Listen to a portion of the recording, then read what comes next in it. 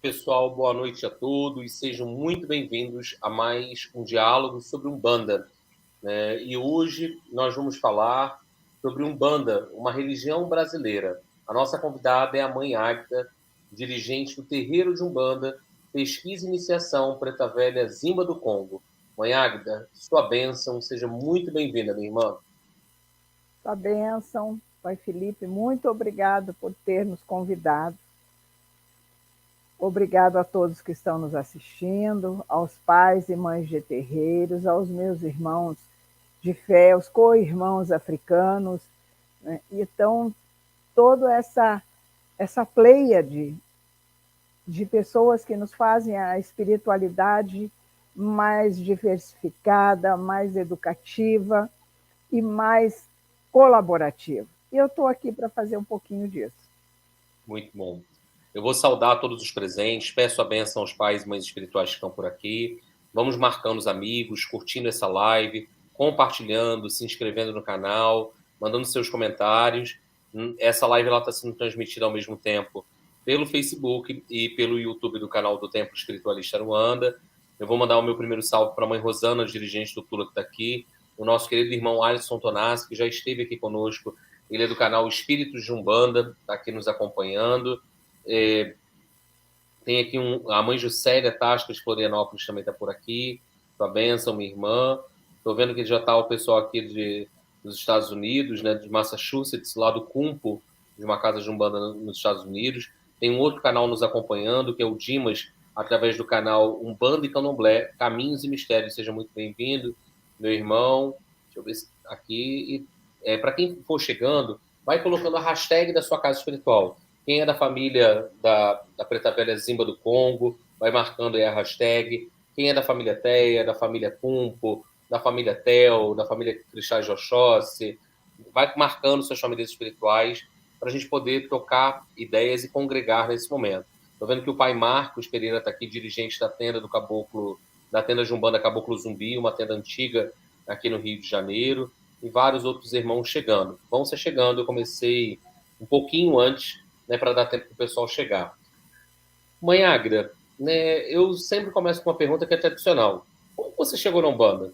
Foi pelo amor, pela dor, pela curiosidade, né? Você nasceu em berço umbandista. Como que é a sua história? Conta pra gente. É tão simples, pai. Eu vim pela mediunidade. Ah, Pai, eu nunca tive qualquer questão religiosa na minha casa. Meu pai sempre nos deixou, tanto a minha irmã quanto a mim, com a liberdade de escolha. E então sempre estudei em colégio de freiras, né? Mas tinha desde criança algumas situações, né, que levavam meus pais, principalmente minha mãe, que era muito temerosa de espíritos, a ficar, né, receosa com a situação. Mas não teve, da minha parte, mesmo quando houve a primeira materialização, eu não fiquei assustada e também não levei para um lado de ser diferente de alguém e não tinha absolutamente nenhum contato com umbandistas ou espíritas, né? Tudo foi muito natural. Iniciou, sim, com essa materialização desta preta velha, né? Isso em 74. E então eu estava gestando o meu filho, de 4 meses de gestação, quando apaguei a luz de meu quarto para dormir, ela se iluminou toda de azul e dourado, e um quarto escuro, e o meu ex-marido tentava abrir os olhos e não conseguia, estavam cerrados, e eu sentia que a luz vinha do meu lado, e eu fui olhando, quando eu percebi uma preta velha me olhando, eu a via daqui para cima. E ela me olhava de uma maneira que não vou esquecer nunca. Então, ali iniciou, em Guarulhos, São Paulo. Eu morava no Secap, que é próximo a Cumbica, e foi ali a materialização de Preta Velha Zimba do Congo. Como eu não tinha nenhum conhecimento e não achei nada de absurdo naquilo, eu não senti nenhum medo, eu senti uma emoção. Eu fui à busca de uma senhora que morava ali e que, de vez em quando, eu a via sair com os filhos, que eram adolescentes, de branco. E eu percebi que havia alguma coisa diferente e desci na Dona Dinorá. Disse, minha filha, bom dia. Eu disse, bom dia, Dona Dinorá. Mas o que aconteceu, minha filha? Eu disse, essa noite eu tive uma visão, que eu não sabia que era uma materialização, assim, assim, assim. Ela disse para mim, minha filha, isso é uma materialização de Preta Velha. Eu sou de avô, pai, e eu, meu marido, os filhos, somos espíritas. E uma materialização nos mostra que a tua mediunidade está sendo preparada para algo no futuro, né? E você precisa se preparar. Mas isso ficou no tempo. E eu também conheci ali no SECAP uma Yalorixá de Candomblé, que havia encerrado o seu local religioso, mas ficou com um quarto no apartamento, onde depois eu fiquei sabendo que ali, para as pessoas que ela já consultava antes, vinham para consultar, mas na Umbanda, e com uma cigana chamada Esmeralda. Então, esses foram os contatos que eu tive. Foi muito interessante, porque em 74, quando houve essa materialização, dias depois eu fui visitar meus pais em Umuarama, no Paraná. Papai era hematologista e tinha o seu laboratório de análises clínicas em Umuarama. E então, conversando com minha mãe e minha avó após o almoço, eu contei esse fato, de que havia acontecido essa questão desta Preta Velha. E aí a minha avó disse para minha mãe, está na hora da gente contar para ela. E a mamãe, muito receosa, né, sempre muito católica, não opôs muita resistência, mas não gostou muito. Então ela disse, minha filha, quando você nasceu dia 10 de abril, né? E então os teus padrinhos foram os fundadores do primeiro terreiro, ó a palavra, primeiro terreiro de Umbanda e Kardecismo de Caxias do Sul. E esse terreiro hoje, que eu saiba, não sei se tem ou se não tem, porque a comunicação era diferente de 74, né, pai? Mas eu me lembro, minha avó disse, minha avó era uma querida, ela disse, ele se chamava Fora da Caridade, não há salvação. E então, com isto, eles não deixaram te dar o nome. A sua mãe foi contra te batizar no centro.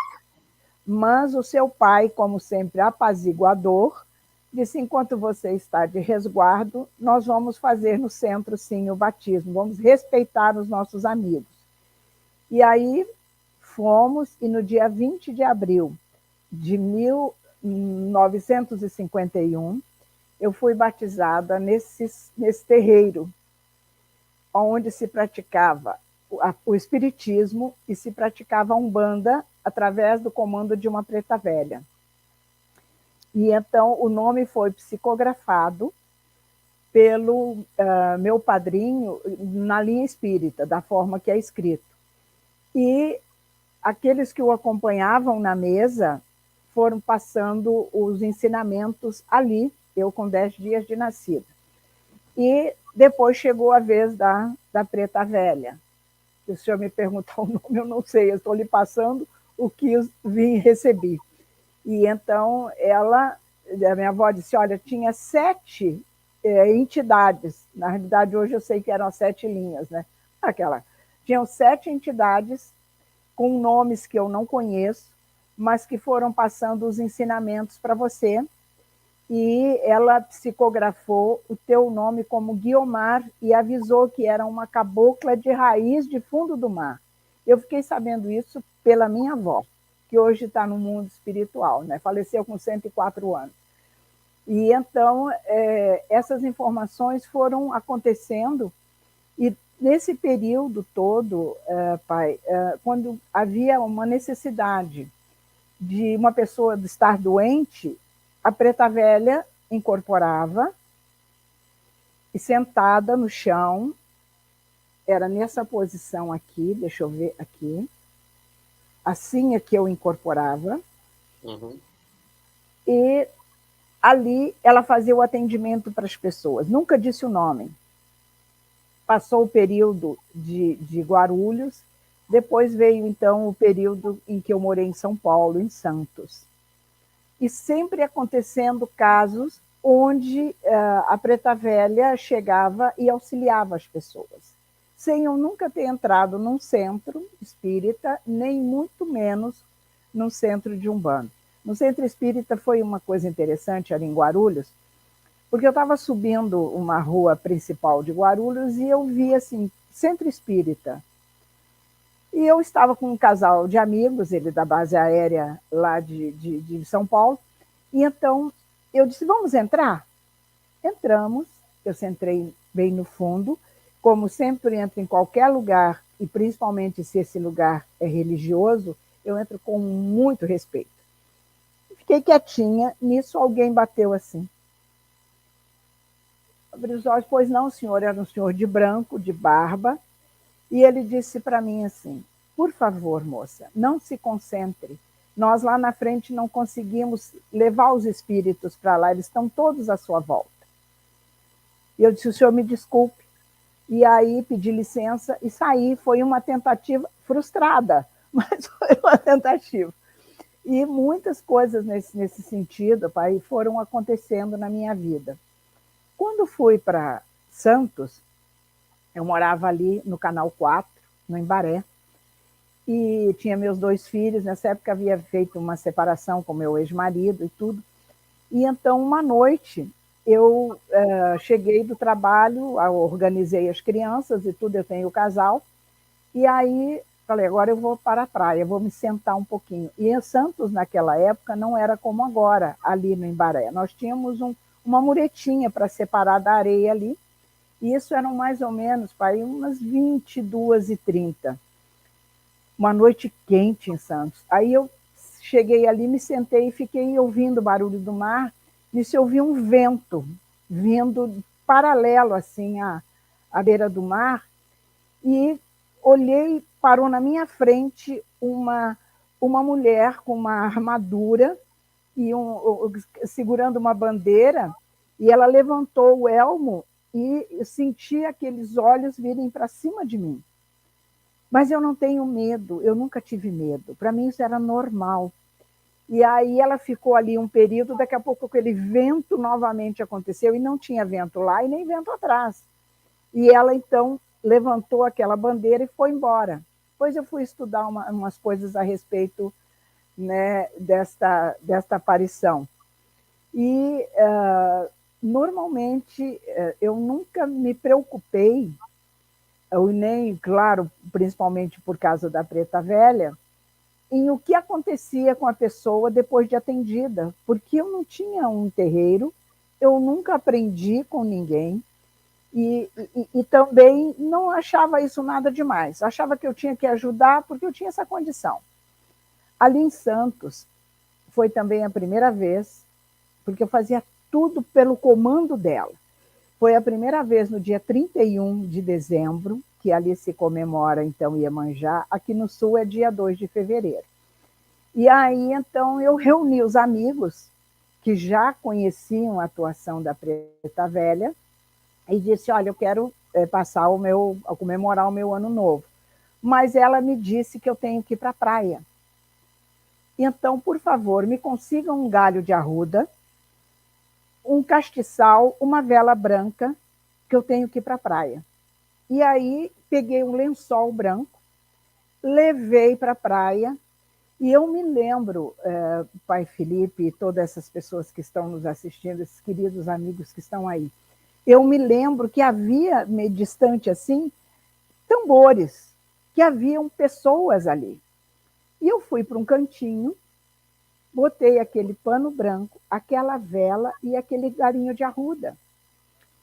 Quando eu dei por mim, isso era madrugada, e ela havia atendido muitas pessoas, porque as pessoas chegavam ali e perguntavam, é uma preta velha? Se é uma preta velha, eu quero um passe com ela. E ali eu tive, pela primeira vez, a informação dela, porque eu pude estudar isso depois, hoje, 30 anos de terreiro. O que ela me ensinou foi realmente no baque. Lá pelas tantas, eles me revelaram que chegou um senhor forte, com um Fusca, e encostou bem perto assim da areia, e ele desceu, mas desceu bravo, né? Eu incorporada. E chegou em cima dela, porque como eu lhe mostrei, ela ficava no chão e eu tinha 51, 52 quilos, e ele rosnava, rosnava, esbravejava, babava, e dizia que ela não podia com ele, que ele era muito forte. E em cima, então, diz que ela abaixou a cabeça até a areia, pegou na minha testa e levantou. Quando ela levantou, ele voou, foi parar na beira d'água, saiu correndo, meus amigos, ele quebrou o pescoço, o que aconteceu? E ele acordou assim, se limpando. O que houve? O que houve comigo? Ali, depois de muitos anos, eu fui saber que isso foi uma decisão que ela retirou energia, eu sabia que trabalhava com ela, ali essa questão que ele estava realmente com uma entidade muito perigosa. Pai Felipe, eu tentei, aos poucos, ir fazendo uma retrospectiva, mas eu sou obrigada a falar uma coisa para os senhores, que eu vi numa live que eu assisti do senhor, que eu achei muito interessante, que o senhor falou em OVNIs, né? Esta eu vou lhe falar porque isso foi muito forte. E então, em 68, eu estive no Rio de Janeiro, né, com os meus pais, minha avó, e levei uma prima por afinidade que morava em Paranavaí, onde eu estava lá fazendo o primeiro científico. E aí eu consegui que o pai dela permitisse que ela viajasse conosco. E ela foi conhecer, então, Rio, São Paulo. E meu pai tinha um grande amigo, Dr. Mário Belisário, ali, e morava em Niterói. Ele fundou a primeira clínica ali de São Gonçalo, Dr. Mário Belisário. E então chegamos lá no apartamento e estavam os adultos na cozinha, no Rio de Janeiro, isso, em Niterói. E nós, as jovens e as duas crianças do casal, numa sala. Isso foi muito interessante. Fechada, essa sala, com uma persiana. Televisão na frente, eu sentada no chão, no carpete, junto com a Nani, que ela deve estar ouvindo, porque eu mandei para ela, e ela é uma engenheira, e, ela se formou em engenharia, eu fui para biologia, ela foi para engenharia, para matemática. E então, nós estávamos ali, e quando eu me dei conta, ela me chacoalhava, me chacoalhava, e eu senti que o meu corpo estava petrificado. E aí, quando eu me dei conta, aquela correria dentro do apartamento, e o Dr. Mário Belisário, ele viajava muito para a Europa, e ele trouxe um aparelho fotográfico, top de linha naquela época, né, a máquina fotográfica, e quando eu ouvi, ele havia colocado com um tripé, isso já havia passado, eu ouvi isso depois, eu estava petrificado, e tentado fotografar aquele aparelho. Só que a máquina queimou e aquilo virou cinza. Então a Nani dizia para mim, onde é que você estava? Você não estava aqui. O que eu não pude dizer é que eu estava dentro de um aparelho circular, cheio de luzes. Eu via o meu espírito ali e aquelas figuras diferentes à minha frente. E aquela bancada cheia de pontos assim de luz, e eu não sei quanto tempo foi isso. Quando ela me questionou, eu não conseguia falar. Quando foi no outro dia, e isso está no histórico do Globo, o jornal O Globo. Saiu que na Pavuna eles viram, fotografaram esse OVNI e da forma que foi falado, entendeu? Foi aquilo que eu vi. E falaram que foi abduzido, tudo mais, então eu me calei. Me calei e neguei. Interessante, pai, que quando eu vim para São Leopoldo, depois de tantos anos, isto veio à tona. De que forma? Eu conheci aqui um babalorixá chamado Sereno, que deve estar nos ouvindo também. E então, fazer uma consulta de búzios com ele, e quando ele jogou os búzios, ele disse: a preta velha está muito presente. Eu digo: o senhor fica tranquilo que ela não vai interferir. Eu estou com ela há quase 20 anos. E então ele jogou novamente, olhou e disse: você já teve contato com OVNIs. E então o senhor veja que ali foi que eu passei a comentar essa situação. Mas é real e existe. O senhor pode ter certeza disso. Porque eu estive dentro, eu vi e eu sou perfeitamente equilibrado. Então é algo que ali eu percebi a força espiritual, depois de ter essa informação do Pai Sereno, que quando tem que vir conosco, ela vem. Ela nos traz de reencarnações, ela nos ampara. Por isso que a força maior hoje dentro da Umbanda, que é essa religião brasileira, que é daqui que ela foi para fora do país, ela é brasileira até por isso, e então me mostrou que Umbanda sempre ampara, ela nunca assusta, a não ser que nós tenhamos ainda necessidades que pessoas, como vários pais, mães de santo, como o senhor, levam, então, para esses diversos olhares que estão sobre a Umbanda, o ensinamento necessário, o esclarecimento, a tranquilidade, não se preocupando com aquelas pessoas que ainda não conhecem a beleza dessa religião, o mundo que está ali,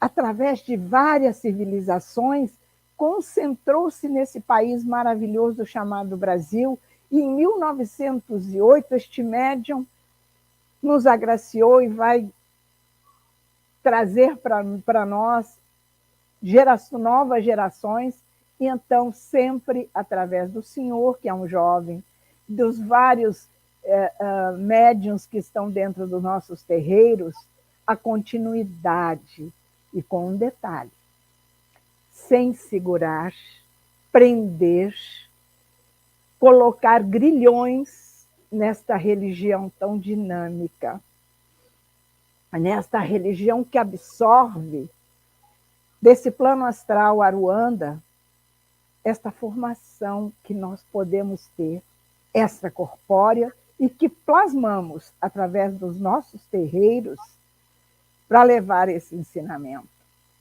E permitirmos a nós mesmos uma evolução. Permitir observar essas civilizações. Eu vou ficar um pouquinho quieto e deixar o senhor me questionar um pouquinho. Fica tranquila, mãe. Antes de falar, eu vou mandar um salve para o pai Gilberto, que é de Viamão, no Sul, e já esteve aqui conosco, do Templo Luz no Caminho, e até a saúde aqui. Estou vendo também por aqui o pai Fernando, dirigente da tenda de Pai Cipriano aqui em Itaguaí, aqui no Rio de Janeiro. E vários filhos da Mãe Águeda por aqui, seguidores dela estão nos saudando. Meu saravá a todos, né? Sejam todos muito bem-vindos. Não se esqueçam de curtirem, compartilharem, marcarem os amigos. Estou vendo que tem uma tenda aqui que eu nunca vi, Tumpis. Depois coloca o nome da tenda e o lugar, meu irmão José, para eu saber qual lugar fica essa tenda para eu poder saudar também. Deixa eu ver aqui se tem mais alguém para poder saudar. Mãe Águeda, você falou uma série de coisas interessantes, né? E falou com muita emoção, um sentimento de gratidão por essa religião brasileira, pela Umbanda. Nós tivemos a oportunidade de trocar algumas mensagens pelo Zap contigo, eu falando também com o cacique Eloy, que favoreceu esse nosso encontro, né? E você acabou devotando grande parte da sua vida, né, ao trabalho espiritual, e tem um momento que você acaba descobrindo e nomeando isso tudo que você fazia como Umbanda, como a manifestação do espírito para a prática da caridade, que era o que a velha Zimba do Congo fazia lá. Talvez você não sabia ainda esse nome, não sabia a forma, mas como que foi? Né? Porque foi um despertar, foi um afloramento, né? Foi um missionato aí, né? Nessa jornada evolutiva, porque as pessoas acham que às vezes a gente está reencarnando como médium a primeira vez, e mediunidade existe desde antes de Jesus aqui, até em outros mundos, só que muitas vezes a gente já foi médium muitas vezes, e as pessoas acham assim, às vezes esse lastro mediúnico que a senhora fala, possivelmente é por esse exercício já há muitas e muitas encarnações. Como que foi? Eu fiquei curioso para saber se você sabia o espírito dessa mulher guerreira na praia, se depois teve novamente esse contato. Quem é a velha Zimba do Congo, né? Porque é um nome bem diferente, quase a gente não ouve falar. Você já teve uma maior clareza, talvez até mesmo de uma vivência com ela numa vida anterior. E eu brinco que eu devo ter sido o feitor do meu preto velho, né? Para ele hoje estar comigo com tanto amor, com tanto carinho, né? Ele está me dando outra oportunidade. Mas eu queria que você contasse um pouquinho dessas duas energias e também a partir do momento da Umbanda em si, quando você começa a nomear a sua prática como uma prática umbandista. Correto, pai. Então, eu passei por muitas práticas em vários estados aqui do Brasil.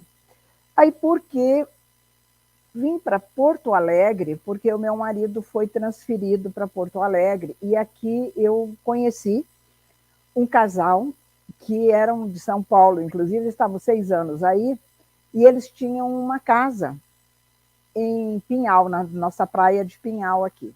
E nos convidaram. Até lá, o senhor vê, eu já tinha quase 8 anos de trabalho com a Preta Velha e também com outros orixás e guias. Eu vou voltar a isso aí. Mas como chegou a Umbanda? Aí, nunca procurei, pai, saber o nome dela. Nunca. É Preta Velha? É Preta Velha. E aí, em Pinhal, nós fomos passar o final de semana na casa desses amigos, e eu e meu marido ficamos no quarto da frente, as minhas crianças e os dois dele no meio, eles ficaram bem no quarto do fundo. E eu me acordei com a voz dela me vem direto. E ela disse para mim assim, eu me chamo Zimbazo Toquinite do Congo. Aí acordei meu marido. Olha aqui, a Preta Velha está aqui me dando o nome. Mas tudo bem. Aí me levantamos, tudo, preparamos café, a Beth acordou, disse bom dia. Eu disse bom dia. Ela disse, a Preta Velha esteve aqui, né?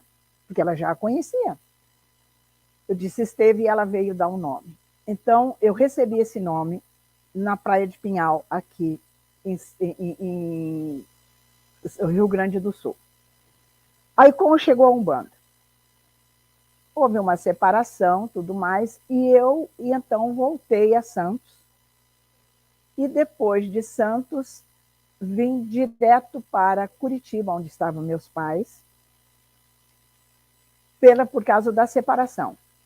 E então eu falei, bom, eu vou ver agora um trabalho, vou ficar aqui no Paraná. E aí, pai, eu recebi um convite, eles sempre tramam lá em cima. Eu recebi um convite para vir para São Leopoldo, para trabalhar aqui. E eu tinha um excelente emprego que eu havia conseguido em Umuarama, que eu já conhecia muito bem Umuarama. Mas eu fiquei na dúvida, e o meu pai, como sempre, era uma pessoa fantástica, ele disse a mim, minha filha, você tem esses 2 empregos, escolhe aquele do seu coração. Ele disse, você sempre dizia que quando fosse adulta e responsável por si, você voltaria para a sua terra natal. E você está recebendo isso, pensa um pouquinho. E tempos antes ele havia me dito, filha, se você quer o espiritismo, estude. Sempre estude, leia, pesquise. Mas isso aí foi ficando. Bom, eu acabei vindo. Cheguei em São Leopoldo dia 19 de agosto, de julho de 1992. 92 eu tinha fundado o terreiro. E aí era a época dos alemães aqui, da festa dos alemães aqui em São Leopoldo. O senhor sabe que antes de agosto já haviam pessoas me procurado para trabalhos espirituais e eu nunca informei para ninguém. O que antes acontecia esporadicamente, porque também me procuravam lá em casa, eu também nunca anunciei para ninguém. Aqui tem uma médium? Tem. O que precisa? Isso, me incorporava, ela trabalhava. E eu, em São Leopoldo, a coisa aconteceu diferente. Começou a vir gente a me procurar e eu trabalhando e fazendo curas. E o que eu não lhe disse foi que em 2000, em que 1990, em 1975, eu conheci o Dr. Hugo.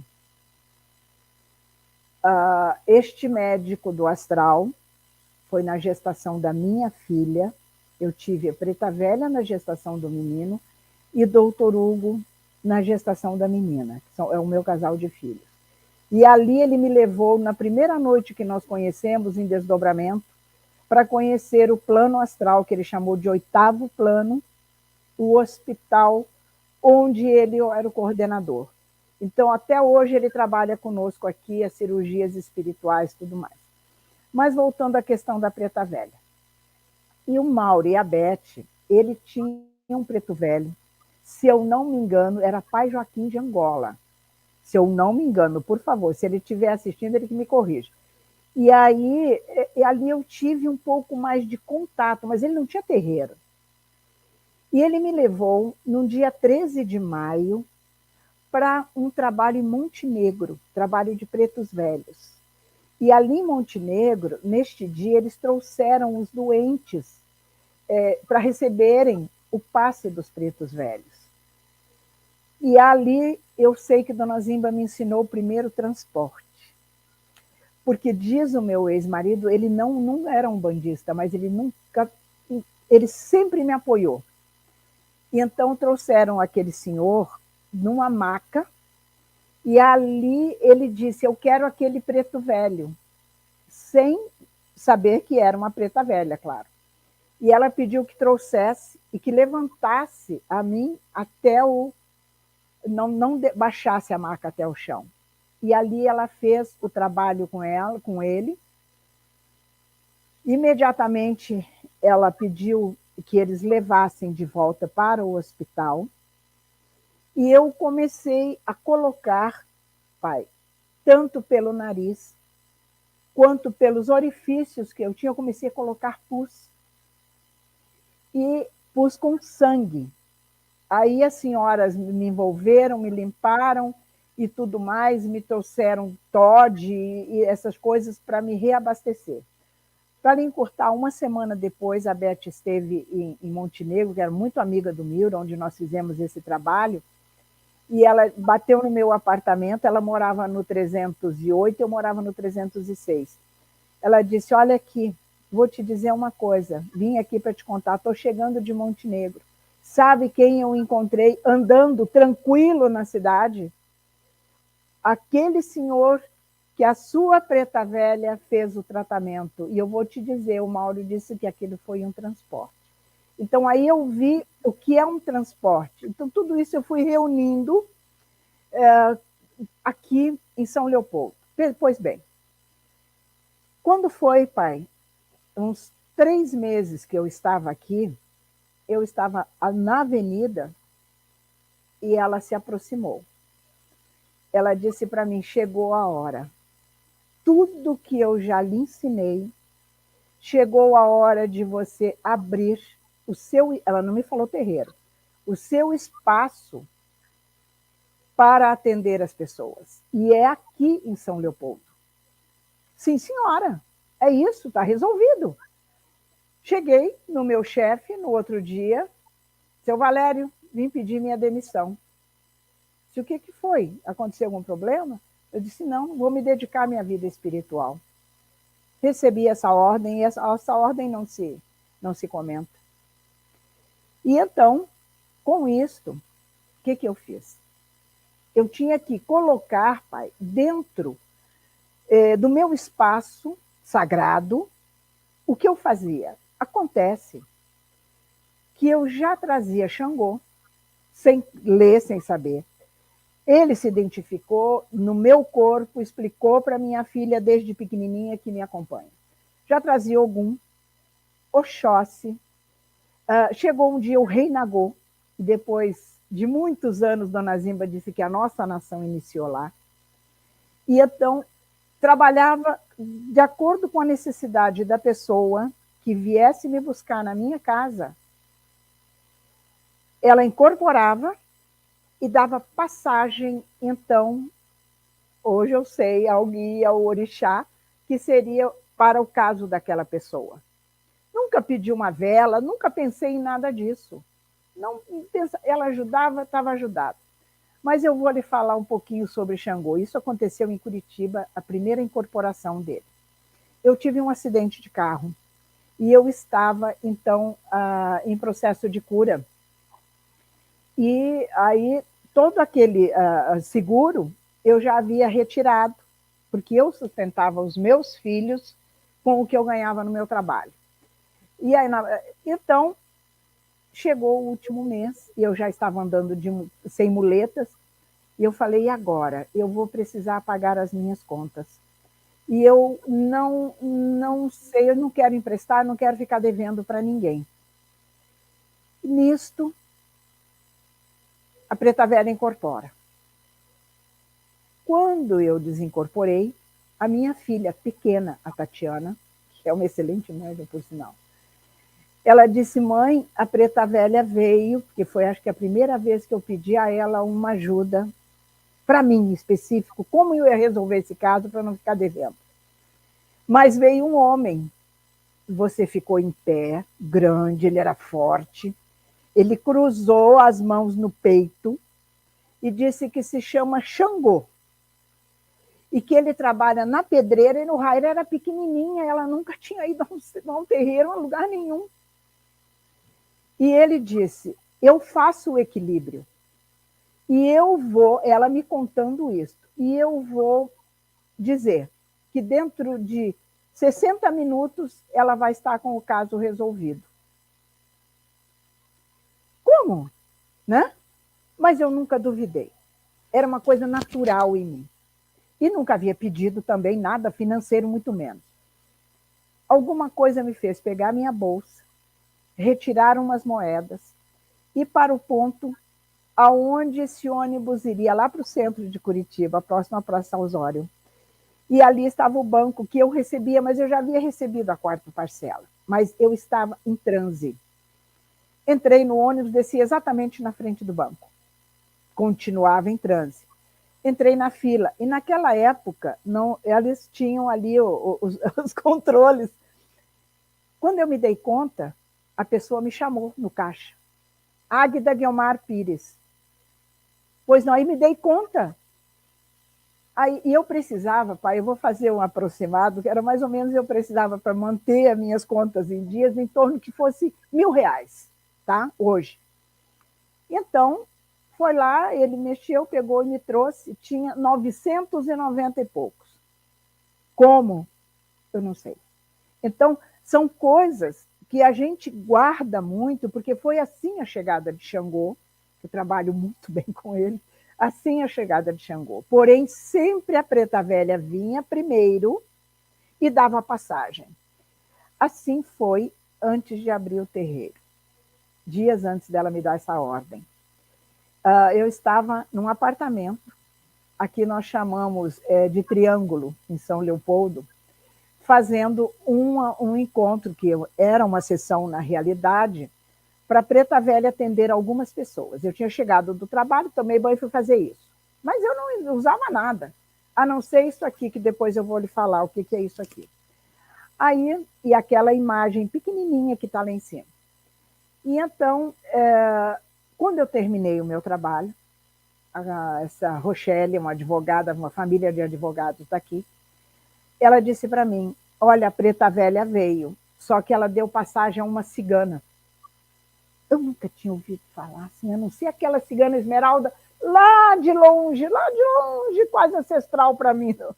E aí, essa cigana, ela disse que a partir daquele momento, que ela havia sido trazida por Preta Velha Zimba do Congo e doutrinada no espaço por Preta Velha Zimba do Congo, para, se fosse se computar num tempo da Terra, seria em torno de 467 anos, se fosse se computar pelo tempo da Terra, de doutrinação que ela teve com Preta Velha Zimba do Congo. E que ela iria passar, então, a trabalhar comigo por uma necessidade que viria logo à frente, dias antes da Preta Velha anunciar que eu deveria abrir. Então, vamos encaixar isso aí tudo. Lista telefônica. Eu sempre fui atrás do que quis, pai. Sempre trabalhei. Olhei aqui, abri. Conselho Estadual da Umbanda e dos Cultos Afros Brasileiros, seu CAB. Ah, não deu outro. Peguei, ficha telefônica, liguei para lá, me atendeu um senhor, que no momento em que eu ouvi a voz dele, quem o conhece daí sabe que isso é um ícone da Umbanda e dos cultos afros brasileiros, que agora vive no mundo espiritual. Conversamos um pouquinho, a senhora pode vir aqui, claro, se o senhor me receber. Peguei o ônibus, não tínhamos Transurb, nada. Peguei o ônibus, fui para Porto Alegre. Cheguei lá, aquele homem de barba branca. De um olhar único, quem conheceu o pai Pernambuco está batendo o carimbo agora. Eu sentei, conversamos, ele me ouviu, tudo aquilo que se passou na minha vida espiritual. Descemos para almoçar, voltamos, continuamos até às 18h30. Ele disse para mim, eu vou lhe chamar de mãe Águida. A senhora tem a transcendência da Umbanda. É isto, é isso. Resultado, eu disse, mas de qualquer forma, como eu sempre trabalhei esses anos todos sozinha e não pretendia ter um local, nem sabia que isso iria acontecer, apesar de ter sido avisada no Rio de Janeiro, depois eu vou falar esse detalhe, eu gostaria de passar por uma prova. Uma prova. Se o senhor fizer a gentileza de reunir alguns líderes religiosos para que eu possa apresentar para eles na prática o que eu faço, eu irei sim, então, abrir um terreiro de Umbanda. Porque agora não serei eu e os guias, serei eu e os outros, aquelas pessoas que vão nos procurar e aquelas que, através do meu ensinamento, irão, então, desenvolver a sua mediunidade, educar a sua mediunidade, acreditar que é possível isso. Essa responsabilidade eu terei que ter. Ele, inclusive, mandou um conselheiro do seu CAB assistir algumas sessões, eu não tinha fundado o terreiro ainda, mas era tanta gente. Na sexta-feira eu chegava do trabalho, estava na rua, as pessoas me esperando para atender. Então, eles até chegaram a pensar, depois ele me falou isso, pai Felipe e todos os senhores, que eu era poderia ser uma espertalhona que veio do Paraná, porque eles não conheciam, e queria, então, fazer alguma coisa nesse sentido aqui. Então, ele mandou esse conselheiro, sem eu conhecer esse conselheiro. Pai Severo, negro, maravilhoso, lindo, uma mediunidade, e ele mandou o Pai Severo vestido normalmente, civil. Mas ele tinha vou dizer, era uma sexta-feira, eu não tinha aberto terreiro ainda, e chegou aquele senhor. E então deu boa noite, tinha aquelas pessoas todas. A Presidente Roosevelt era essa casa de uma amiga chamada Dolly, que eu conhecia aqui em São Leopoldo. E então ele entrou e foi como se fosse uma pessoa que viesse ali para tomar um passe e conhecesse esse trabalho. Só que a dona Zimba e depois as pessoas que me ajudavam, porque não tinha cambono. Quem estava ali me ajudava. Então a filha da Dolly, a Nina, que a Dolly já está no plano espiritual, mas a Nina está na matéria. Diz que a preta velha chegou e disse assim: irmão, traz o teu pai, João da Caridade, para me auxiliar nesse trabalho. E ele imediatamente incorporou. E então ele trabalhou, né, comigo, e depois eu fiquei sabendo que ele tinha vindo para me testar. E achei aquilo maravilhoso, porque eu precisava realmente disso, foi um pedido meu. E então, quando fundei o terreiro, eu comecei realmente a trabalhar com os médiuns, e eu tinha o mesmo sistema da mãe. Eu incorporava o pai de cabeça do meu filho. Então, vamos supor, eu nunca havia trazido, porque eu já conhecia o nosso caboclo, que é o caboclo Pena Branca, cacique Pena Branca. Esse materializou também na minha casa, lá em Curitiba. Meu filho falava com ele direto, que o índio disse para ele isso e aquilo, e era assim mesmo. E então, voltando a essa situação da questão do caboclo, eu nunca havia incorporado o Birajara peito de aço. E o primeiro médium, o médium Marcelo, que hoje está no plano espiritual, esse menino eu já descobri que depois já o conhecia de existência pretérita. Ele veio para minha casa porque era drogado, porque desde os 9 anos ele esteve internado, a família não tinha mais o que fazer, e ele veio para minha casa aos 17 anos, e com 6 meses ele me entregou tudo aquilo nas mãos. Eu nunca tinha visto uma droga na vida. E ele chegou e disse para mim: nunca mais eu uso isto. E realmente nunca mais usou mesmo. Então, voltando à questão, o Birajara peito de aço era o pai de cabeça dele. Me concentrei, incorporou, e aí eu não tinha um ponto, não sabia que tinha ponto. Música, absolutamente nada disso, vou lhe falar agora. E aí ele incorporou e conversou com o seu filho, deu as instruções para o seu filho, assim como Dona Zimba fazia comigo. Isso foram pelo menos 7 ou 8 anos do terreiro, eu incorporando primeiro todos Jurema, né, incorporando o seu 7 flechas, de acordo com o que tinha na cabeça do meu filho, né? Porque eu aprendi assim com a minha mãe. Depois de 7 anos eu já tinha a equipe, aí não precisou mais nada, isso foi ficando no passado. Mas eu vou lhe dizer uma coisa a respeito disso. Pai, lá em Guarulhos, após a materialização da Preta Velha em 74 para 75, eu tinha no meu apartamento uma divisória Colúmbia, que se fazia muito na época. E as crianças dormindo, que isso aqui é importantíssimo.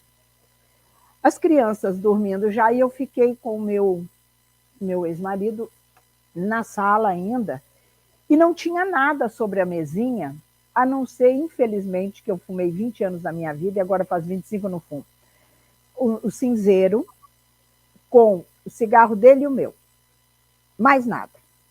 Quando nos levantamos de manhã, tem a divisória, eu não vejo o que está ali na sala.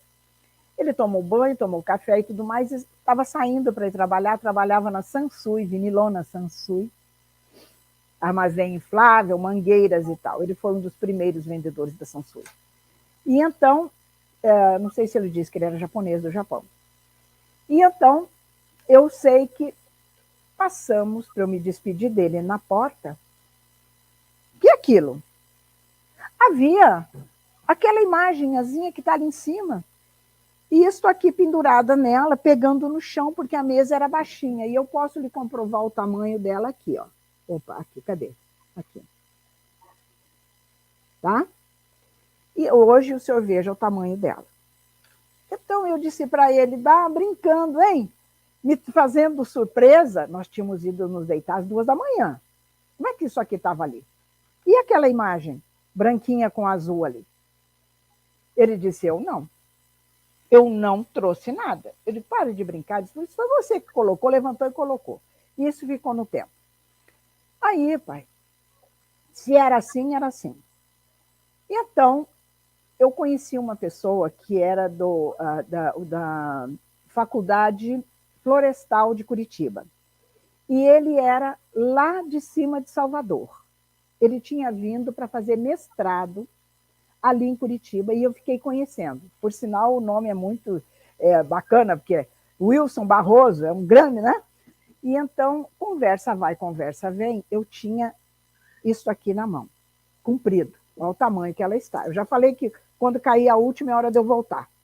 Aí, me veio aquilo assim que me vem. Eu digo assim, ô Wilson, você está fazendo engenharia florestal, está fazendo mestrado. Eu tenho isso aqui assim, assim, você poderia me ver? Porque eu já andei procurando para saber o que é isso. Aí disse, vamos lá na faculdade. Chegamos lá, ele raspou, tirou um, raspou, botou na lâmina, botou no microscópio, olhou, ele disse, eu não sei. Aí ele se aguarda um pouquinho, foi atrás do professor dele. O professor veio, olhou bem e disse, isso aqui só tem na África. Isso aqui não tem no Brasil. Esse tipo de célula não tem no Brasil. Pronto, beleza. Aí eu chamava de preta velha, um belo dia, claro, de tanto usar, assim que depois me traga a preta velha aqui, pega com pano, por favor. De tanto usar, ela quebrou uma parte assim. Eu morava em São Paulo, né, morava em Guarulhos, fui para São Paulo. Nas primeiras vezes que eu entrei na Flora foi por causa dela. Eu não tinha vela, já nada. Aí entrei, olha, por favor, eu queria outra imagem como essa, a inocência das inocências. Era o meu peão, na realidade. Olhou assim, disse, não, nós não conhecemos. Não. Aí pegou um catálogo da Bahia. Olhou, disse, não, essa preta velha não existe. Não existe. Tá, beleza. Quando eu, nessa época, já estava em Curitiba, e ela quebrada, e aquilo me incomodava. Pedacinho. Aí fui procurar. Não, essa preta velha não existe. Ah, não existe, tudo bem e tal. Vim para São Leopoldo. Obrigada. Estavam, e então, tinha uma casa de Inhansã que restaurava imagens. Ah, peguei e levei. Cheguei lá com ela, o pedacinho era daqui de trás. Era um pedacinho daqui de trás, assim. E deixei com a mãe de santo, que era restauradora. E ela me disse, daqui 2 dias a senhora passa aqui, eu vou verificar. 2 dias depois cheguei lá, e aí não tinha terreiro ainda, por favor. Aí cheguei lá, e ela disse, olha, eu não conheço. Eu restauro todas as imagens, o que tem aqui dentro eu não conheço. Este pó, não conheço. Este tipo de terra que ela tem, eu não conheço. Então, eu não sei o que eu vou fazer. Eu digo, nossa, como eu queria restaurar, porque eu já procurei em tantos lugares, não encontrei. Ela disse, se a senhora me autorizar, eu fiz uma pesquisa com borracha, látex, né? E essa liga de prata para tentar fazer uma liga nisso que tem dentro dela. Por favor, a senhora pode tentar. Resultado, ela restaurou, e esta imagem, ela já foi pesquisada, só aqui que é gesso, mais nada, aqui tudo é diferente. Foi pesquisada já por muitas pessoas que vieram aqui e pesquisaram e não conseguiram saber o que ela tem dentro. E eu também não sei. E, então, com isto, e agora eu vou ficar um pouquinho quietinha para o senhor falar e perguntar. Fica à vontade, assim, é muita história, né? É muita informação de uma mediunidade que a gente praticamente não vê mais. O pessoal aqui está elogiando bastante, muita gente ainda chegando. Nós somos mais de 120 pessoas. Vou mandar aqui um salve para o pai Abraão, do Tula, dirigente, e tem algumas perguntas que vieram. Tem aqui o pessoal também da tenda de Umbanda Caboclo Aimoré, que fica em São Paulo, né? O pessoal da Irmandade São Pedro de Florianópolis também está por aqui. né? Tem gente de tudo quanto é canto aqui nos acompanhando. Mandaram algumas perguntas. Eu vou fazer uma pergunta. O porquê do P antes do nome Mãe Águida? P. Mãe Águida. É uma das perguntas aqui que o João mandou. Então, vamos lá. Estávamos no SECAP. Então, a primeira vez que ela aí incorporou. Havia uma senhora chamada Dona Norma, que era minha vizinha. Então, de manhã, ela bateu na minha porta. Eu não havia nunca incorporado, eu tinha tido a materialização. E ela chegou e disse, escuta, eu posso esperar aqui, porque essa minha amiga está passando muito mal. Eu digo, por favor, senta. Ela disse, nós chamamos um táxi. E então eu vou ficar aqui, você me ajuda? Eu digo, ajudo, não vi mais nada. Não vi mais nada, fui para o chão. Quando desincorporei, que eu não sabia que era uma incorporação, quando desincorporei, estava o P ponto no chão, a senhora tinha dispensado o táxi, ela estava perfeitamente curada, e a dona Norma me disse assim, chegou uma preta velha. Ela não sabia de nada. Chegou, mas ela devia já ter visitado alguns centros em Guarulhos, alguns terreiros, né? Só eu que não tive essa oportunidade, infelizmente, mas depois eu tive. E aí ela disse, ela fez assim, que ela queria escrever. Fui, peguei uma caneta, ela fez o P ponto no chão. A dona Norma disse, eu não sou uma pessoa que tenho visões, mas eu vi aquilo brilhar. E ela pediu para colocar aquela senhora, essa minha amiga que agora está completamente boa, em cima desse ponto. Então, este é o ponto de preta velha, Zimba do Congo, é o P ponto, é o nosso ponto de energia. E então, sempre, quando ela chegava, a primeira coisa, quando chega, é o P ponto. Só que ela fez isso muitos anos somente com caneta ou lápis, com o que tinha na frente. Claro que hoje ela faz com pemba, depois do terreiro é com pemba. Mas antes não tinha nada disso. E ao longo dos anos, pai, já de terreiro, eu nunca fui dizer, olha, por que isso, por que aquilo, não. Um belo dia ela chegou e reuniu as pessoas e disse, agora eu vou falar sobre o P ponto. O P ponto é um pequeno plano espiritual próximo a Aruanda. Então, ali eu obtinha para a minha tutelada, então, a força de Ogum, a força de Xangô. Essa troca energética que eu fui preparando a minha tutelada. E então, com a chegada do terreiro, eu comecei cada vez mais a me aproximar com a permissão, me aproximar da Aruanda. E hoje, depois de quase 10 anos de trabalho de terreiro, porque se aprende dentro do chão de terreiro, o sagrado do terreiro, então agora eu tive a permissão para levar o meu ponto para dentro da Aruanda.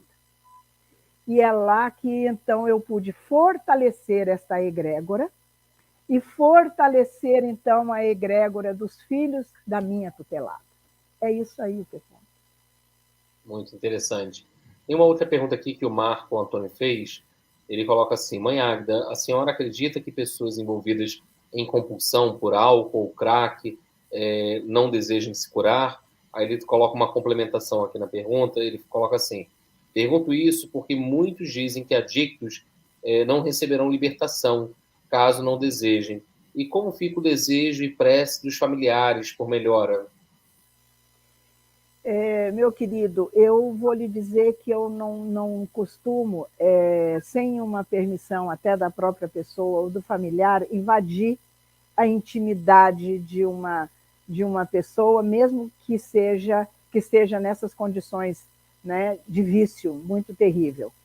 Mas quando vem para a mão, a Umbanda ampara tanto que eu nunca peço, eu já fiz algumas pessoas deixarem esse caminho.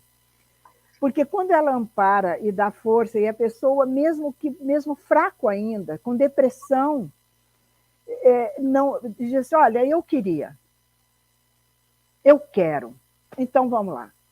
E aí eu inicio, então, sem dizer para ele, deixe a droga, deixe o seu vício,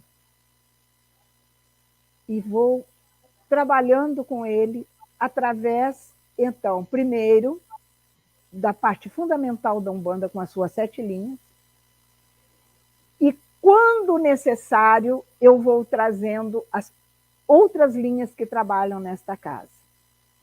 E até hoje, muito pude auxiliar. A Umbanda nos dá essa força, essa alegria de poder ser grato e, através da gratidão, poder levar a força dessas linhas, a força firme desses caboclos, a força de Xangô, a força de Ogum para melhorar o caminho, a sabedoria ancestralizada do preto velho, dos nossos pais pretos, dos nossos pais amorosos, dos nossos pais sábios, sábios como o tempo. E essas pessoas conseguem. Eu consegui alguns. E agora até vou te falar ainda um pouquinho mais. Antes da pandemia, em 2014, por aí, eu comecei com meus médios a fazer um trabalho dentro do Presídio Central de Porto Alegre. Meu filho, foi uma experiência que eu parei por causa da pandemia, claro. Foi uma experiência tão redentora, porque me pediram, inclusive, dentro do presídio, se eu podia trazer, depois de algumas visitas, se eu podia trazer a Preta Velha. Digo, imediatamente. E então, eu tenho toda a história filmada, eu tenho um audiovisual muito detalhado. E então, ali, para aqueles homens que estavam usando a sua vida em prol de destruir outras vidas, muitos deles eu sei que se regeneraram. Muitos deles, claro que não foi só com a nossa ajuda, tinha psicólogos que contribuíam, tinham pessoas evangélicas, né, que faziam também um trabalho em conjunto com este grupo. Então, através da fé, de uma fé raciocinada, de orar e vigiar, de buscar conhecimento em outras pessoas para agregar ao nosso, as portas vão se abrindo onde há necessidade. E eu vejo que nessas pessoas que, infelizmente, enveredaram e não conseguem, muitas vezes, sair, mesmo que tenham vontade, a nossa força pode ajudar muito a sair. Eu acho que eu respondi. Eu concordo com o que a mãe Águida colocou. Acho que quando a pessoa tem despertar a vontade e roga o auxílio espiritual, com certeza o auxílio vem. Ninguém fica desamparado. A espiritualidade fala que da passagem do Cristo que enquanto tiver uma ovelha desgarrada, vai ter alguém para auxiliar, vai ter um espírito em nome do Mestre Jesus, em nome da espiritualidade maior para auxiliar. Fizeram uma outra pergunta aqui, né, com relação a essa questão do P-ponto, né, sobre esse plano espiritual, né, o P-ponto representa um plano espiritual próprio, né, conectado de alguma forma à Aruanda, e quando o terreiro vem ser aberto, isso é acendido e conectado à Aruanda pelo que foi passado. Como que se formou esse plano espiritual? Tem maiores informações? O pessoal está perguntando por aqui. É algo que realmente é muito subjetivo, e eu não tenho, e Dona Zimba nunca nos trouxe isso. Ela disse que esse plano espiritual é muito antigo, porque o que ela me trouxe de visão foi que nós tivemos uma vida no Egito. Ela era uma pitonisa e eu a sua discípula, né? E éramos irmãs, ela sendo uma irmã mais velha, e ela me mostrou, inclusive, como era o nosso local lá. Eu cheguei a sentir o aroma do que era das ervas, que era possível na época, das essências que ela tinha, e o que ela me ensinou ali. Então, o que ela me mostrou é que os planos espirituais, não todos, claro, alguns, são formados por várias mentes de várias civilizações, né? E para este plano P ponto, ela seria como uma dirigente, uma coordenadora, né, deste ponto, que era um local cósmico, né, que se formou com essa forma, né?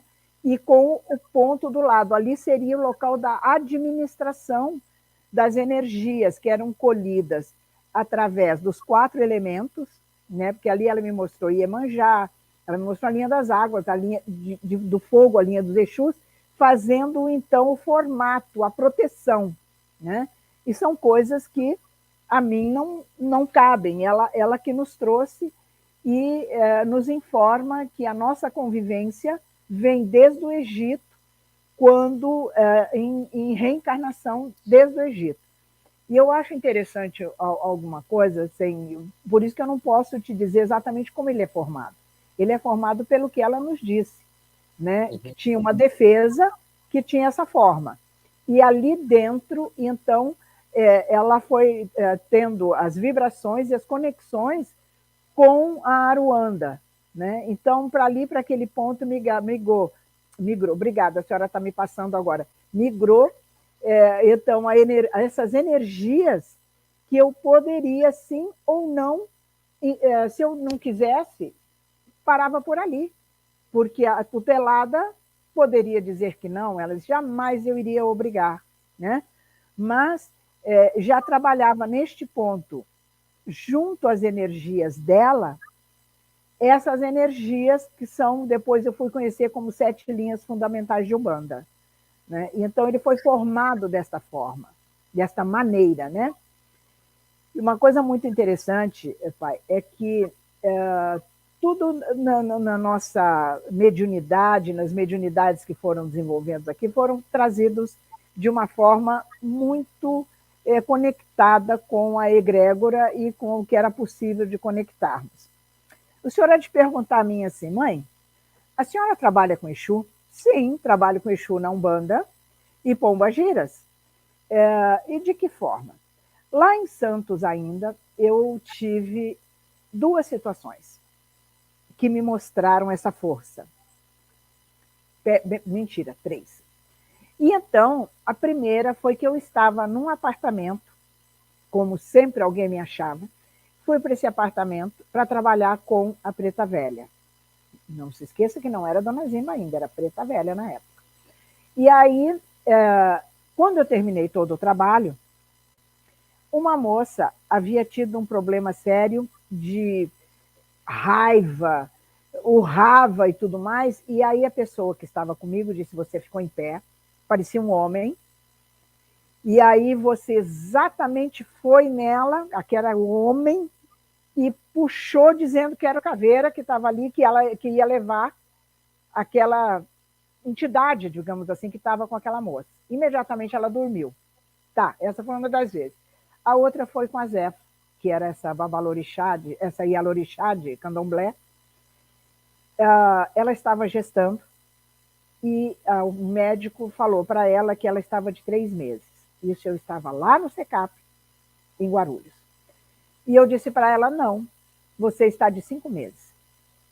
Não, meu médico disse que era de 3, eu disse, mas não é de 5. A minha tia veio daqui de São Leopoldo para passar uns dias na minha casa, fomos visitá-la, uns 2 ou 3 dias depois dessa conversa. Chegamos lá, ela estava fazendo feijão, cozinhava muito bem a Zefa. Claro, o candomblé começa na cozinha. Então, se você não souber cozinhar, não tem candomblé. Aí, chegamos lá, aí ela desligou o fogão e ela mudou. Eu nunca tinha visto, eu só conhecia Esmeralda. Ela mudou e ela ficou grande. Isso que era uma paraibana e ela já era grande. Aí, nisso, aquela figura forte, falando homem assim, ele disse para mim, eu sou o Exu do meu povo. E eu vim aqui para resolver o assunto dela, porque ela está com essa criança entre a trompa esquerda e o útero. E ela não vai durar muito se isso aí estourar. Tem aí uma cachaça, eu digo, o senhor aguarda um pouquinho, como se eu conhecesse Exu a minha vida toda, nunca tinha visto Exu assim, porque a outra foi incorporada. Aí fui ali, peguei na mesinha ali, tinha uma cachaça de São Francisco. Aí eu peguei a cachaça de São Francisco. Cheguei lá, peguei um copo e disse, olha aqui, o senhor me desculpa, como se eu falasse com o Exu todo dia. O senhor me desculpa, mas tem essa cachaça aqui que é do São Francisco. Não tem problema, pode ser do santo. Tudo bem. Servi, ele só fez, respeitando o estado dela. Aí disse, agora eu já falei o que eu tinha que falar, ampara aí que eu vou embora. Porque ele sabia que ela podia cair. Resultado, busquei o meu médico chegou, que ela estava com médico particular, fui buscar o meu, fui buscar o Dr. Adolfo. Dr. Adolfo, está acontecendo isso. Para mim, uma coisa tão natural, tão natural. Aí ele examinou, fiquei com ela no quarto, ele disse, chame a ambulância agora. Chamamos a ambulância, ela foi para o hospital em Guarulhos, centro de Guarulhos, chegou lá, foi para o centro obstétrico, fez o parto, e aí ele saiu do centro obstétrico, me mostrou dentro do vidro, era um menininho, perfeitinho, ele disse, de 5 meses. Esse foi o segundo contato com o Exu. E realmente o terceiro foi muito diferente. A própria Zefa estava na minha casa e nós estávamos jogando um buraco. Meu tio, um caminhoneiro forte. Isso foi muito interessante, pai. E meus ensinamentos foram assim. E aí, ela estava jogando, daqui a pouco eu olhei e vi que as mãos dela estavam ficando pretas. E aí, chegou a Esmeralda, e a Esmeralda disse, eu vim na esquerda. Esquerda? Tudo bem, mas para mim tudo era normal. Eu nunca estranhei nada. E o meu tio já estava com sono e tinha ido deitar no sofá, porque ele tinha dirigido o caminhão dele. Estava, então, o meu ex-marido, a tia Nilce e eu. Tia Nilce também já é desencarnada, adorava ela. E aí ficamos esperando. E ela disse, eu vou dar passagem ao detalhe. E ela tinha sido a orixá de Candomblé. Ela disse assim, eu vou dar passagem ao seu Exu de frente, o Exu Caveira. Ele veio aqui porque ele tem que te defender de algo muito sério. E eu tenho que fazer isso porque você ainda não tem condições. Ficamos parados. Daqui a pouco mudou a Esmeralda e chegou aquele Exu. E eu tinha minha geladeira assim, ela bateu a cabeça na geladeira. E ele chegou e tentou avançar ao ensinamento. Tentou avançar no meu ex-marido. E ele se afastava e eu ia para frente, aí ele recuava, incorporado nela, enorme ela. Aí ele disse aqui, olha só, vim aqui por causa dela, mas imagina a voz. Por quê? Por você eu ia deixar tu ir mesmo. Então você lembra que você queria ir para Aparecida do Norte, para Aparecida, ele falou, para fazer o que ela tinha prometido quando estava grávida? E eu realmente tinha prometido mesmo, e eu fui. Mas se você fosse amanhã como você queria, que é o dia de amanhã, vocês iam morrer na estrada. Porque tu tá com uma demanda. Foi a primeira vez que eu ouvi essa palavra na vida. Aí ele disse, você teve uma... Sim, ele tinha tido uma namorada mesmo japonesa, noiva. E eu cheguei, acabou esse noivado. Então esse é o problema. E aí eu disse, lá numa cidade chamada São Caetano do Sul, e a Zefa não sabia disso.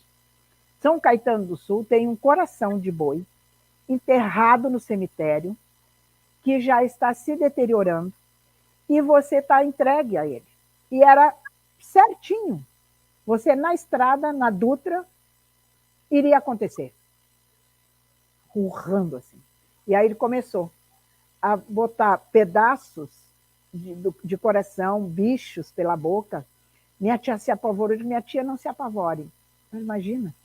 Eu digo, a senhora vai pegar um balde, pegue panos, traz aqui, aquilo vinha com sangue. E aí eu falei para o meu, acorda o tio e vai chamar seu Jorge, que era o marido dela. Eu dominava a situação sem nunca ter visto. E aí fui no meu quarto, peguei uma vela branca, acendi em cima da pia e disse, mestre, eu preciso de você. O que ela tem, eu não sei. Então me ajuda. E voltei para lá com toda a calma e a tia limpando aquelas coisas todas. Nisso, o marido dela subindo a escada. Se ela fez transporte, também foi a primeira vez que eu ouvi essa palavra. Ela fez transporte. Eu falei que ela não fizesse isso porque há quanto tempo ela está longe e tal. Aí meu tio forte, ele também, e o meu ex-marido colocaram ela no sofá. E ele começou então a trazê-la, porque ele já estava acostumado a ver. E eu firmei a minha cabeça na luz daquela vela. firmei, que eu não vi mais nada. Quando eu vi, ela estava voltando. E aí foi que eu conheci, então, o que hoje, depois de muitos anos de terreiro, ele veio aqui, acho que foi o ano passado, e ele disse, numa sessão de Exu, ele disse, eu estou com ela há mais de 10 mil anos. E então, todos os Exus que estão sentados aqui na nossa casa, o trabalho que a gente faz, o trabalho desses guardiões é algo que realmente nos propiciou isso. Eu vou me permitir mais uma coisa. Como eu montei esse terreiro, se eu não tinha dinheiro, porque eu pedi demissão do meu trabalho, e eu nunca cobrei nada de ninguém. Não sabia que se fazia isso. E aí eu consegui a casa na rua, na rua Caxias do Sul, Avenida Caxias do Sul, na Bento Gonçalves era a imobiliária, no número 479, que tempos depois eu vi que foi a rua que eu nasci, em Caxias do Sul, Rua Bento Gonçalves. O número era 479. E aonde tem hoje o centro lá, que não é mais como era quando eu fui batizada, mas é fora da Caridade na Salvação, e está mais para a linha espírita. Umbanda não é fácil, pai. Umbanda é muita dedicação. Mas como eu montei? Eu não tinha condições de comprar absolutamente nada e eu só tinha essa imagem e isso aqui. Então, eu fui, atravessei a ponte, que hoje não passa nem carro, na época passava os ônibus, fui na Colombo, pedi uma caixa de máquina de lavar. Eu vim com ela nas costas da minha casa, que eu tinha alugado. Fechei o apartamento e fui para casa. Coloquei, depois voltei a pé de novo, fui na Colombo, voltei outra vez, outra caixa. Peguei as duas caixas, peguei cola, papel branco e cobri. Botei a imagem e essa segurança. Iniciei meu terreiro. E o mais interessante disso é que eu sentia dentro de mim que teria que ser com um batizado. Eu nunca vi um batizado na vida, não Umbanda muito menos. E eu senti que tinha que ser com um batizado. E antes, um pouquinho de eu montar o terreiro, eu estava na casa da Nina, a que eu falei agora há pouco, na Dolly, e eu tinha feito a tal da sessão, então eu fiquei para dormir na casa da Dolly, porque era já madrugada, eu estava sozinha e cansada. E aí, quando eu me acordei assim, tinham vozes na cozinha, isso é muito interessante, pai, porque as pessoas não sabem o quanto é um sacramento de Umbanda. E eu nunca tinha assistido nenhum. Aí, uma das moças que estava ali disse que estava com menopausa precoce. E eu olhei assim e disse, não, ela está grávida, mas o embrião está solto. E a outra, aí eu disse, olha, eu acho que não, eu acho que você está grávida. Aí eu digo, mano, vou parar por aqui, não vou falar o restante. E aí eu digo, vai ao médico, verifica isso. E aí ela disse, eu já fui, e ele disse que é menopausa precoce. Eu digo, bom, eu posso ter me enganado. Aí eu já me conectei, eu digo, mãe, como é essa pessoa? Aí ela me mostrou que era uma pessoa muito pobre, que vivia para sustentar os 6 filhos, se ela está ouvindo, ela sabe disso, os 6 filhos com muita dificuldade, fazendo faxinas. Eu digo, mãe, esse embrião está solto, essa senhora não tem nem condições de comprar. Eu pensando e ali no meio delas. Ela não tem condições nem de fazer um teste dessa gravidez. Mas a senhora, quem sabe? E aí a outra que estava parada, mas a outra era esperta, assim. Ela disse assim, e eu? Ficou em pé, porque todo mundo quer saber quando tem, hoje eu vejo. Ah, mas é ela, eu quero saber o que eu tenho. Pensa que a gente é adivinho, mas não é não. Aí levantou e disse, ela disse, eu vou me operar que eu estou com mioma. Eu disse, não. Você está com um bebê aí dentro. Você não pode se operar. Porque, pai, me desculpe quem não é, mas eu sou contra aborto. E então eu disse, você está com um bebê aí dentro. Não sei bem se é um só, hein? Como? É assim. Vá ao médico novamente e cuide. porque a gravidez é uma bênção, é a reencarnação que vem para aprimorar o mundo e não pode ser tratada dessa forma. Eu tinha certeza que ela estava grávida. Aí, pai, resolvemos ir para o centro, nós três. A moça vai ao banheiro, chamou a Nina, que estava menstruando, realmente estava solta. Eu pedi misericórdia, porque ela não ia levar a gestação adiante, não tinha jeito. E ela não podia nem comprar alimentação para os filhos dela. Como é que ia poder comprar o teste para ver se estava grávida? E aí a moça já ficou meio assim comigo. Tudo bem. Pai, quando eu fundei o terreiro, já o terreiro funcionando, tudo mais, esta moça foi internada de imediato. E o mais interessante é que, antes dessa internação, esse conselheiro do Conselho Estadual da Umbanda dos Cultos Brasileiros, o pai Jorge Severo, estava justamente nesta sessão lá na casa da Dolly. E a dona Zimba chegou e começou a organizar o meu abdômen.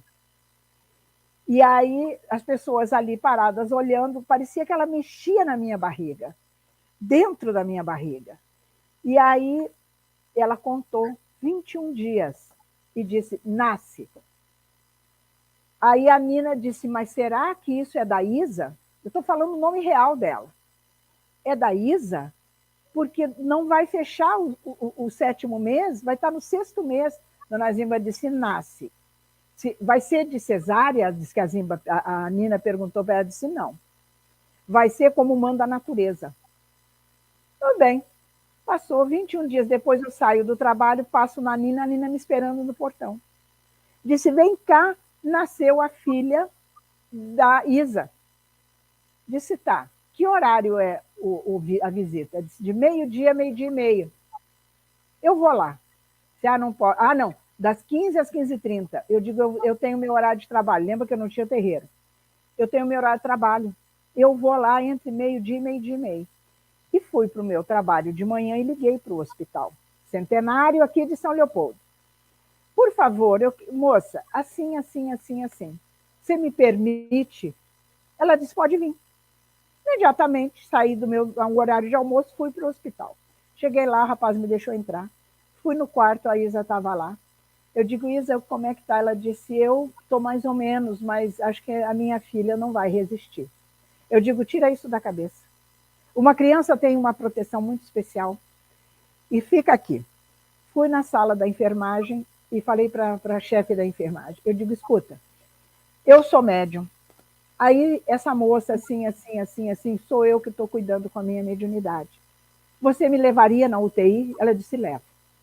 Subi para a UTI. Chegamos, tinham 3 meninas assim. Eu sabia qual era aquela. Pequenininha assim, perninha assim. E estava ligada em aparelhinhos e tudo mais. E eu cheguei ali, comecei a passar energia para aquele bebê. Uma energia de muito amor. Aí daqui a pouco ela levantou aquelas 2 perninhas assim. Aí eu falei para a enfermeira, faça um pedido que você vai ser atendida, porque você me trouxe para poder fazer o bem. Descemos, resultado, a Vandara, que era o nome da criança, foi a criança que eu batizei 22 de agosto de 1992, que foi a pedra fundamental do meu terreiro. Agora eu deixo mais um pouco. Como não acreditar na espiritualidade, né? A gente já está chegando ao final. E aí, o que eu queria que você falasse, já perguntaram por aqui, sobre as obras, essas histórias estão em algum livro? Eu sei que você lançou um livro há pouco tempo, eu queria que você falasse um pouco mais do seu trabalho, falasse das suas redes sociais, falasse desse trabalho literário, para que a gente possa conhecer e se aprofundar um pouco mais nesse grande almanaque umbandista.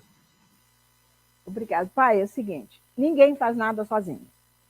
E então eu tive, quando fundei o terreiro, veio o que hoje é meu companheiro de vida, o cacique Eloy. E eu me neguei a atendê-lo, que eu nunca fiz isso com ninguém. E ele foi embora e voltou de novo.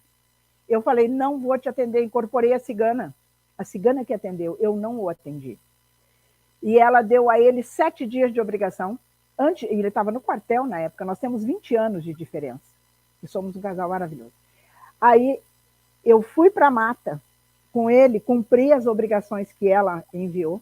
Ele queria saber, pai, porque ele havia tido uma relação antes com uma moça e ela engravidou, e ele então perguntou para a cigana se essa criança era filha dele. E a cigana disse, sim, ciganinho tem teu sangue. Então, mas mesmo assim ele já havia registrado a criança e tudo mais. Foi uma relação eventual e aconteceu, e o menino está aí, graças a Deus está tudo certo. Mas então, eu nunca coloquei a mão na cabeça do meu marido. Por quê? Eu não tinha, eu sabia que não podia.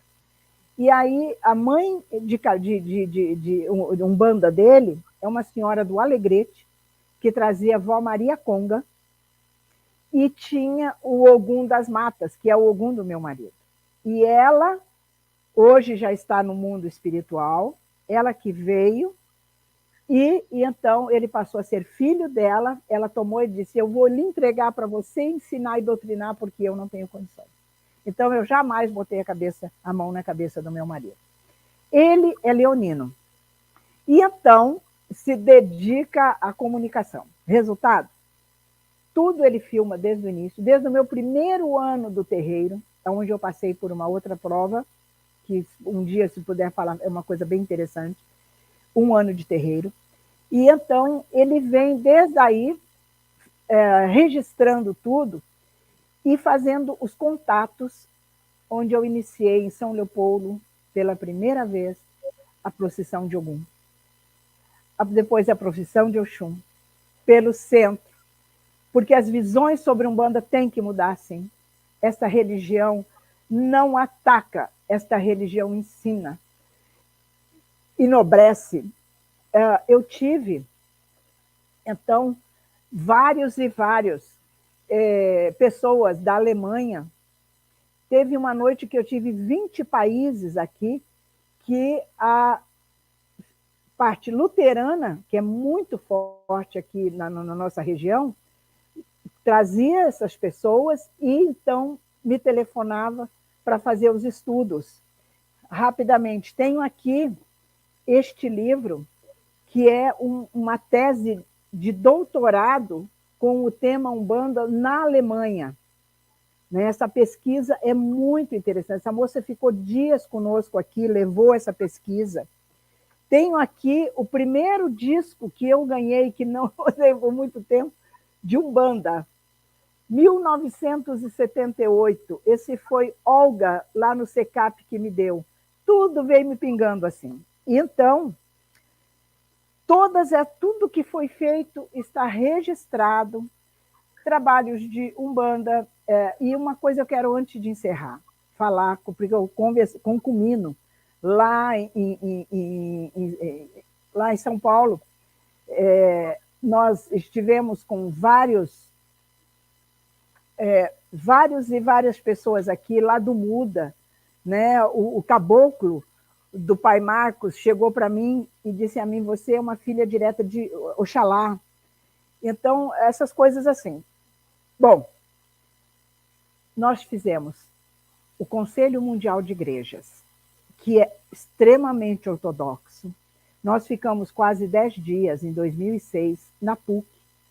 A Genebra me pediu 2 oficinas e um painel central, 2 oficinas sobre Umbanda e um painel central, espiritualidade e cura. E então, o nosso tema foi a reencarnação, como a Umbanda vê a reencarnação. E, pai, mais ou menos uns 25 anos atrás, eu tive a chegada, isso eu quero falar antes de encerrar, do povo do fundo do mar. Eles veio através de um médium, e como eu lhe disse, sempre eu trago antes. E então, depois de 4 anos trabalhando com esta linha, eu encontrei Aglon e os espíritos do mar, relatando exatamente aquilo que já fazíamos. É um trabalho que eu, em São Paulo, entrevistada pelo Cumino, falei sobre essa linha. Eu trabalho aqui com a linha dos egípcios, né? Com a linha celta. Então, é todo o aparato que a Umbanda nos trouxe. Eu vou encerrar, então, já estamos expirando aqui, né? A nossa página no Facebook e Instagram, Umbanda P. Umbanda Mãe Águida, Cacique Eloy, Escola de Umbanda Zimba, que eu fundei a primeira escola de Umbanda oficial do estado do Rio Grande do Sul em 2007, e fizemos a ciranda de palestras. Lógico que está muito longe do que o senhor traz para nós aqui, mas com toda simplicidade nós fizemos sempre a ciranda de palestra, vendo os vários conhecimentos. E eu tenho que agradecer, pai, a esses líderes religiosos que depois do terreiro eu pude conviver, perceber, aprender, né? E formar, então, o nosso rito com todo o respeito a cada rito que fui conhecendo, a maneira, né, a dignidade, a simplicidade e também a entrega desses líderes religiosos para segurar o seu terreiro, segurar realmente um ensinamento para os médiuns de corrente. Eu tenho só que agradecer e pedir ao Oxalá. E aos meus inquices lá da África. Assim, muitos elogios, Abençoe a todos. Muita gente emocionada com a história que você relatou, com carinho, com paixão, com o devotamento, a caridade, né? E a nossa religião, ela é a caridade. A Umbanda, ela dá corpo para que a gente possa, através de uma metodologia, de uma forma, de uma linha de trabalho, seguir prestando essa caridade, levando uma palavra de auxílio. Eu tive, pessoal, a oportunidade de entrar em contato com vários desses registros que a Mãe Águida falou. O Cacique Eloy, ele catalogou, assim, ele fez um trabalho etnográfico fortíssimo de catalogar esse conteúdo, né, com vários detalhes, a participação, né, num combate à intolerância e ao preconceito religioso, essa necessidade de desmistificar a Umbanda e ver que a Umbanda é coisa séria para gente séria e que a espiritualidade sempre encontra caminhos, né, quando a gente busca o autoconhecimento, quando a gente tem uma fé que nos serve como esteio, com certeza o amparo nunca vai faltar. Uma coisa que é importante é que nós sempre precisamos confiar nos nossos guias espirituais, mas para isso a gente precisa estar em equilíbrio, né? Estar alinhado, porque escutar essa voz interior aí, que os guias falando no nosso mental, é um grande desafio. Então, com certeza, essa trama espiritual que a Mãe Águida conta, né, com a velha Zimba, já vem de muitos e muitos anos, muitos e muitos milênios. E, assim, isso é importante a gente saber. Mãe Águida, qual o nome do livro que a senhora lançou agora? A Saga do Menino Cigano. A Saga do Menino Cigano. Foi também para comemorar os 30 anos do terreiro e do trabalho incessante da cigana Zeneide para que a gente chegasse e continuasse como nós estamos. Então, ele, na realidade, não é um livro que eu escrevi, foi uma vivência que eu tive num desdobramento e eu, inclusive, nem organizei muito o texto. Eu coloquei, assim que voltei à Terra, eu pedi ao Cacique Eloy que me trouxesse a filmadora, e aí relatei e trouxe exatamente da mesma forma para esse livro. Então, ele é um livro pequeno, né, que mostra as reencarnações que, na realidade, eu interpretei, que a gente tem para ir se preparando para uma missão. E ele, esse iluminado, ele teve na mesma vida. Muito obrigada. Mãe Águida, para quem quiser adquirir o seu livro, como que faz? Pode ser através do nosso Zap mesmo, sem problema nenhum, mandando a gente envia através do correio, né? Como já estou enviando alguns, principalmente, mas os pedidos têm vindo pelo Facebook. Mas tem o Zap, né? Que é 99. Deixa eu colocar qual o DDD? 51. 51, vou colocar aqui, pessoal, o telefone para vocês. 99 771 771 02 02 67. 67. Tá? Estou colocando aqui é um zap, não é isso? Esse número? Isso. Estou colocando aqui, pessoal, está escrito para vocês. Está indo aí para o Facebook e para o YouTube, já está aí no ar, para que vocês possam entrar em contato, adquirir o livro e ajudar a propagar a Umbanda, apoiar a literatura, né? Esse trabalho que a Mãe Águida vem fazendo. E para quem for a São Leopoldo do Sul e quiser visitar a casa, quais os dias que tem sessão para quem quiser visitar a Mãe Águida? Aos sábados pela manhã, né, a partir das 10 horas. E agora, como o frio nosso diminuiu, eu vou fazer às quartas-feiras e em algumas semanas às quintas-feiras. Muito bacana. Mãe Águida, eu só tenho a agradecer a ti e ao Cacique Eloy.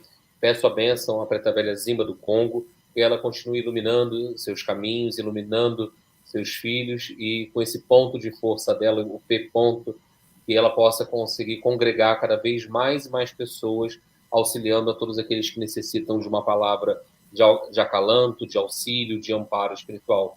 E que vocês sempre tenham ânimo, saúde e fé para tocarem essa missão adiante. E aprenda a ser humilde, o que é mais importante. Com certeza. Com certeza. Saravá. Saravá, Mãe Águida. Agradeço a todos vocês, meus irmãos. Eu que agradeço. Na próxima semana estamos de volta e eu estou recebendo o mestre Lucas. Nós vamos falar sobre o Catimbó e a Jurema. Até lá. Tchau, tchau, pessoal.